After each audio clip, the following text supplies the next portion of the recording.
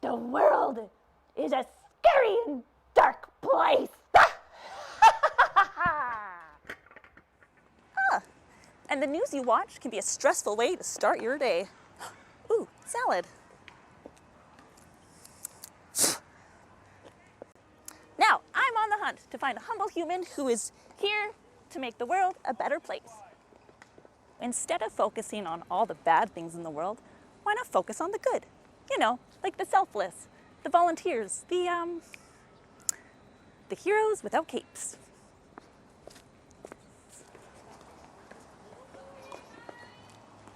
See you there. Hey, I'm here with Kasha Mitten. Now I'm super glad that I met her. It was actually a little bit by accident. I met her at a charity event that, well, it's a mutual friend that we have, Kim Gauthier. So her son has a rare disease, and that's how I met Kasha, because Kasha also has a son with a rare disease. And she's doing a lot of amazing things with the community to bring awareness. What is this rare disease that your son has? Yeah, so my son Jude, he's 11. He has a diagnosis called Duchenne muscular dystrophy. Yeah. So it is a neurodegenerative disease, and he basically lacks the ability to produce a protein called dystrophin. Yeah. And dystrophin is critical in keeping muscle structure and function intact. So for him, every day he loses muscle. So it's a progressive disease, yeah. That must be really scary. Yeah, it is. Yeah. So we're working hard for advocacy. You know, it's a very complex diagnosis because when you think about muscle and you think about your body, your heart is a muscle, your breathing, respiratory muscles, you have muscles that aid in your GI system, your skeletal muscles. Very true. You don't think about that. You just think about your arms and your legs as muscles, but yeah, of course. Yeah, and then also dystrophin, they've learned that it also affects the brain in certain ways. So a lot of boys with Duchenne have different learning challenges as well. Wow. So, yeah, it's a very complex disease. Yeah. So. I met Jude, and I you know, you wouldn't have guessed that he has learning problems with the and he's such a bright soul. Like how old is he? 10 years old? He's 11. 11. Oh, okay. Yeah. But he's such a ray of sunshine, and you know, it's really beautiful to see that his diagnosis doesn't, you know, affect his bright soul. Yeah, for sure. Yeah, and we're very lucky in terms of his learning challenges. They're very minimal. The disease itself is like a continuum. So you have boys that present very differently, and so. But the one thing for Jude is he's really taught us to live in the moment and be grateful for our ability and our able bodies, but also to live in possibility. And he very much likes to sort of push the status quo. He doesn't like to be told he can't do something. So we really, we really support him in trying to figure out, well, how, what if, like, what is possible? How can we do things? So he's a venture-seeking little soul, and he is very charismatic when you get to know him. Yeah, no, it's true, and he's funny. Yeah, he is. Yeah, he's really he makes us laugh for sure. Yeah, and he's very well loved. Yeah. But I want to, before we talk about how well loved he is, do you mind if we talk about just, I guess, how did you discover that he had a rare disease, and how old was he? Yeah, so at the time, he was 4 when he got diagnosed, but leading up to that, interestingly, I was teaching at the university in the Department of Nursing, and I was teaching a first-year class on growth and development, and I kind of had this intuitive knowing, I guess you call it like a mama knowing or whatever you want to call it, but I was noticing that he wasn't meeting his milestones, and I was just keeping an eye on him, but something inside me kind of always had this feeling that something just wasn't right. Because you had at this point, you already had a daughter. Yes. So you had someone to compare the. And of course, kids are different. For sure. Sometimes boys and girls are different. But there was just something that I was always like, it just didn't feel right. And I know that sometimes babes are late bloomers and stuff like that, but it just didn't feel right. And so when he was 2, I started inquiring more, and I took him for follow-ups. And, the doctors were, I got the same responses. They were pretty much like, oh, you're being a medical mom, you're being type A, like he's fine, he's a late bloomer. So I was like, okay. And, maybe it wasn't drastic enough, but I was like, I just feel like something's going on. So finally, when he was 3, just about turning 4, I self-referred him to the Children and Family Therapy Center, and I advocated to get something called a P-body assessment, which is completed by a physiotherapist and an occupational therapist, because I know that doctors like numbers. They like standardized assessments because that tells a story. So they did the standardized assessment, and it came back with a very low score that was indicative of something.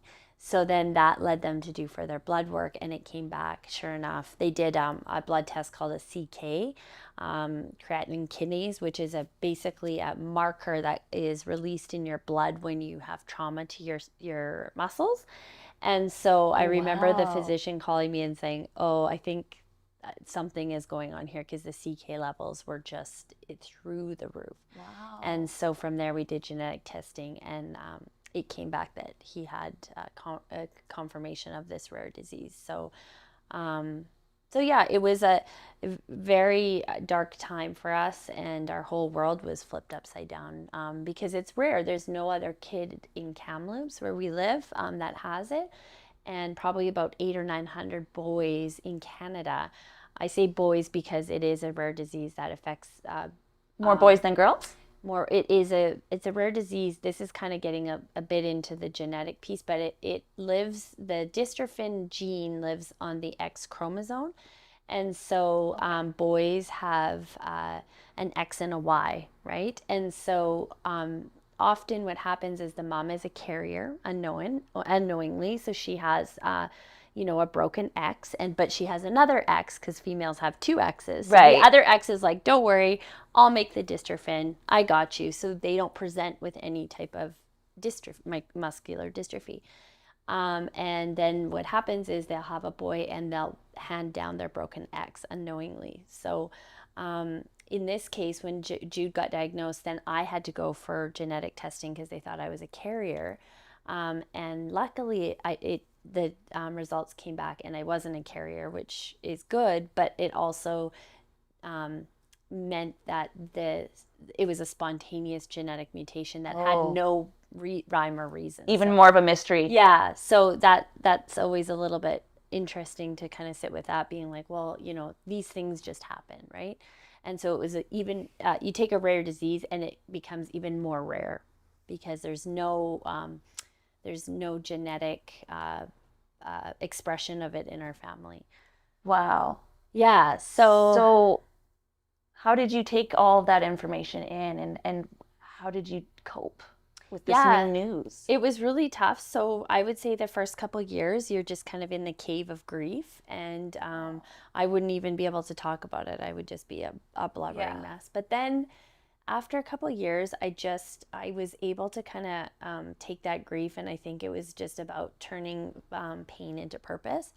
And I started something with my good friend, her name's Maggie, and we both grew up dancing together, and she lives on the East Coast. And interestingly, our paths have been a little bit different, but parallel in a lot of ways. She's a teacher, a school teacher. I'm a teacher in nursing, like I did bedside nursing and then went into sort of education. Yeah. We both danced. I taught dance. She taught yoga. Then I started teaching yoga. So we were both doing yoga and fitness, and doing a lot of using that lane of fitness to give back, because we're both really, that's something that we're both passionate about, is being of service to other people. So we created something called the MASH movement, which is basically our names, Maggie and Kasha, mashed together. Oh, And literally mashed mashed together. together. Oh my And God. so the whole idea was to connect East Coast yoga and fitness community with West Coast, because I'm out here in the West Coast. And so we would do parallel events and advocacy. So I would run a yoga event here, giving back to a certain nonprofit, and she would do the exact same out there. And then our communities over social media would be able to connect and see what was happening. And it kind of started this dialogue. So the MASH stands for Movement, Awareness, Service, and Health, which is kind of like the pillars of our values, right? Of what we believe in. And so we started really doing a lot of giving back, but our main focus was to a nonprofit called Defeat Duchenne Canada, which is was for Jude. So we did a lot of. Did you create that yourself? The Defeat Duchenne Canada? Yes. So no, Defeat Duchenne Canada was started by a father back in the 80s. Okay. And it used to be called Jesse's Journey. Some folks may recognize that name. So Jesse was the name of his son. And back in the 80s, John Davidson was given the diagnosis of his son. And they told him there was nothing for him. There was no treatments, and basically to go home and love your son as long as you can, because typically these boys would live until they were 12. And so John took that and he said no family should ever be given that information. And basically, long story short, he pushed his son Jesse across the province of Ontario to start advocating and raise awareness. And then when Jesse was 15, he walked across Canada and raised enough money to start what was called Jesse's Journey. And then they rebranded because other families were starting to do advocacy. So then it wasn't just about Jesse's Journey, it was about all the families in Canada. So they rebranded it to Defeat Duchenne Canada. So the MASH movement, a big focus for us has been to support and continue the journey of advocacy and awareness. So a lot of the work I do involves going to Ottawa, going to Parliament, changing policy, speaking as a panelist with the Canadian Organization of Rare Diseases, and really advocating not just for Duchenne, but for all rare diseases. Yes. And really trying to bring awareness to the fact that Canada, even though we are known for our healthcare and our ability to have health for all perspective, that there is this population of people with rare diseases that have really, I call it the soggy salad of the medical buffet, because they really don't have the support that they need. We do not have a rare disease policy in Canada. Of all the, we live in a first world countries, and of all the countries, we are the only ones that doesn't have a rare disease policy, and we don't have any, specifically with Jude's diagnosis with Duchenne. There's 8 treatments available, approved in other countries, and we have access to 0. So there's a lot of work to do. So I've been really dedicating my time to bring that forward. Do you know why? You have 0 access? It's complicated. I don't know if we have time, but yeah, it's very complicated. There, a lot of it has to do with the way that drugs are funded in our country, the way that we access drugs. We're very conservative, which is good, but at the same time, with rare diseases, we don't have a lot of data because we don't have the numbers. It's rare, right? So quite often when we get approval of medication, they look at broad, big numbers. They look at research that has had a lot of participants, but we have to evaluate the data differently. We have to look at real world data. We have to look at data differently because, and really case by case, because a lot of the rare disease drugs, they will work with certain boys, and all these boys present differently. So you have to really, so we're really advocating for that it's not, it's unlike other, disease trajectories that we have to really look at it case by case and really understand it. But other countries have pushed forward. They have newborn screening. They have access to 8 medications, 8 treatments. And the challenge with that is that because Jude's diagnosis is so complex, like I said, it's a multi-system disease. We need to target with different treatments, right? Right. So right now, there's about 3 or 4 of those treatments that he could be taking simultaneously, and we don't have access to them. So that's a problem.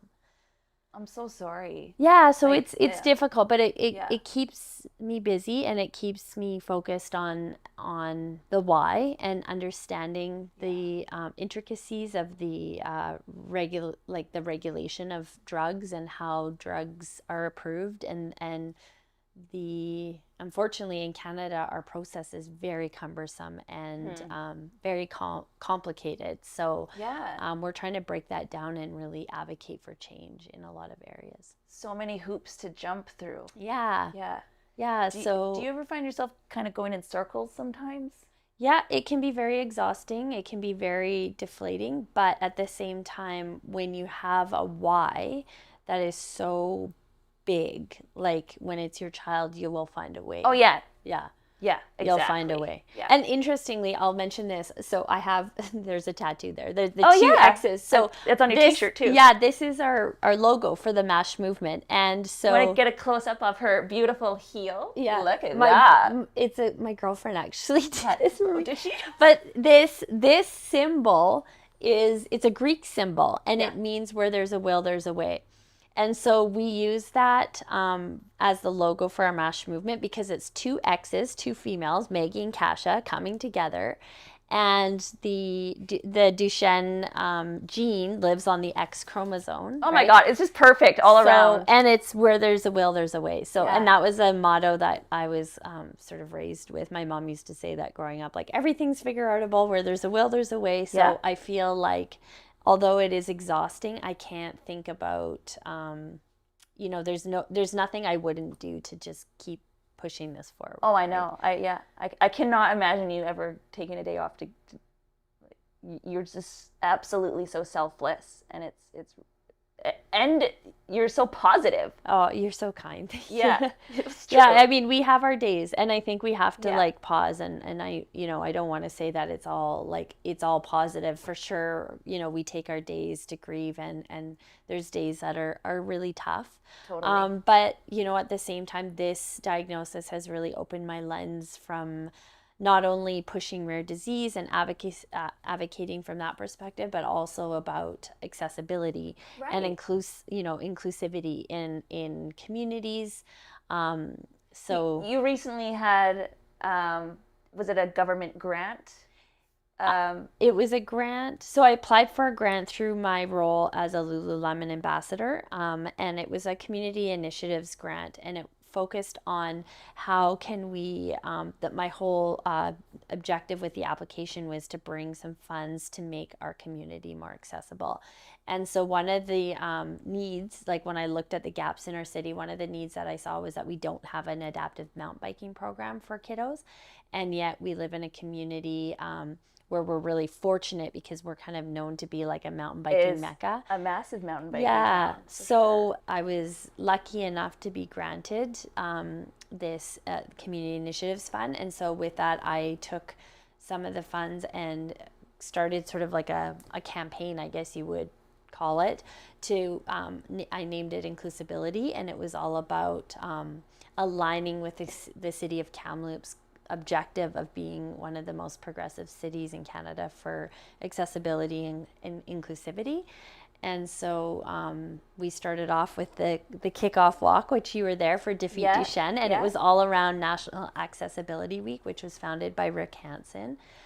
So he was really backing us on that, which was really cool. Sent Jude a little message. You met Rick Hansen? Yeah, so cool. him and I have been connecting, and we had a really great meeting over Zoom actually. But and he sent a little message on Instagram just saying, thank you so much for doing this, and So we had the kickoff walk for Defeat Duchenne. How many people showed up? Quite a bit, hey? Yeah, I didn't even get a chance to count, but it was over 100, somebody said. Yeah, which was incredible. That is incredible. So we walked, and then we did 17 karma classes around the city, all giving back. So at different fitness and gym studios, spin classes, bar classes. Boxing, scrapyard, and then we had yoga. So we did 17 karma classes, and then and through that we had dialogue and conversation about it, bringing awareness.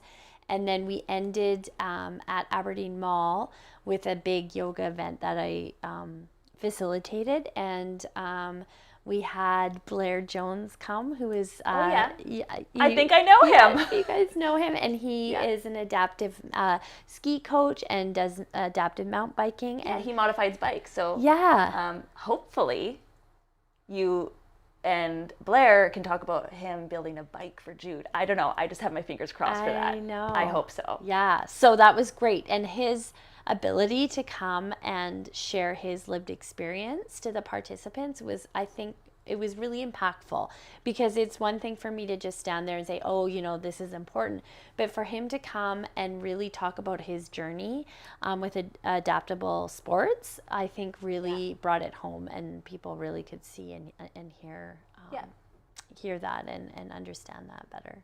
So that was amazing, and Jude was so grateful for that too. Oh, good. And then they did the adaptive yoga within that. So it was really great. It was all about coming together in all different shapes and in different forms of movement. So again, just wrapping it back to the MASH movement. Movement is, our key pillar. How do we keep people moving in life? Awareness. What do we bring awareness to? What is important? How can we drive this change forward? Service. How do you be of service to yourself, like yourself, your family, but then the broader community? And then health is really about, like, what does healthy communities look like, and how can people really feel seen and heard? Right. And that's what a healthy, Do you think we have a healthy community? Do you think we have work to do, or? I think Kamloops is Kamloops has stepped up for me in a lot of ways. I think that there's a lot of people, like-minded people, that want to create change. Yeah. I also think that we always have work to do, right? I see it in healthcare. I see it in all different realms, but I'm proud to be somebody that was raised in Kamloops, and I'm proud of, what we have access to, the landscape that we live in. Yeah. The intersection of, like, multi-diverse people that bring different perspectives. Yeah. You brought business owners. Yeah. You brought a lot of different types of people all together. And I was just, in my head, I was thinking, your message, although I don't have a rare disease, but your message speaks to me, and it to keep going during the difficult times. And I think everybody could relate to that, no matter what their life is like. We all, have really dark times in our lives, and I love that message you give is just keep moving forward. Yeah, and I think I would say this, like, a lot of times people say, oh, you're so resilient, but I do believe that resiliency comes from the ability of other people to support people, like in community. Resiliency isn't just one person doing it. You need support. You need other people, and, like, this event was a prime example of community coming together to do something really great beyond the four corners of our yoga mat, right? Yeah, absolutely. So I think we keep moving forward, but we can do that together in different realms. Whether you have a rare disease or you're struggling with something else, when we have communities that can see that, identify that, and help people through that, that's when change happens. It takes more than one person. Yeah. And so I'm just so grateful for the community and for everybody that's stepped up. Business owners, TRU community. And I bet you don't have to convince them to help you. I bet they will throw themselves at you to help you, because it's just what you're doing is so incredible, and how can we not help? Right? Yeah, people have been very open to helping, and I think that like I said, I'm just super grateful. Yeah. And grateful to be here today talking about it. For and sure. to have this ability to do that. So Yeah, I'm just so glad to meet someone like you. There's a lot of mean people out there, and you're an angel on this planet. Oh, I you're swear. so kind. Thank you so much, You're Kelsey. welcome. And thank you for allowing me to share my story and just capture some of the Totally. greatness that is happening in Yeah. our community. Yeah, And for sure. Thank you to everybody that's helped me. Do you want to mention anybody? I don't have time. I just don't- think that like TRU community businesses, private businesses, the fitness community, and the community out east that Yeah, absolutely. have followed the journey and have been so supportive. And then everyone in between. Yeah, it's a real mashup of different sectors of nonprofit organizations, communities, east and west, and I'm just excited to keep moving forward. Yeah.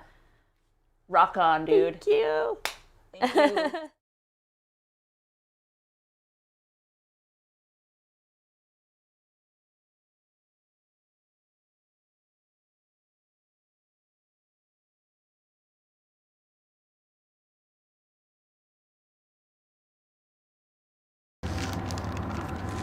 Caution, eclectic.